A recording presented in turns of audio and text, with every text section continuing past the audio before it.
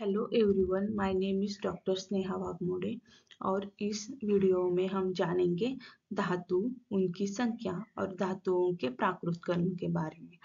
तो सुश्रुत ने कहा है कि दोष धातु मलम मूलम ही शरीरम, मतलब त्रिदोष वात पित्त कफ 7 धातु और उनके मल ही शरीर के मूल है। तो धातुओं की संख्या 7 है।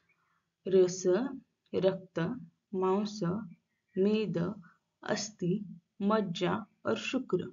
तो इनके प्राकृत कर्म अकॉर्डिंग टू वाग्भट होते हैं।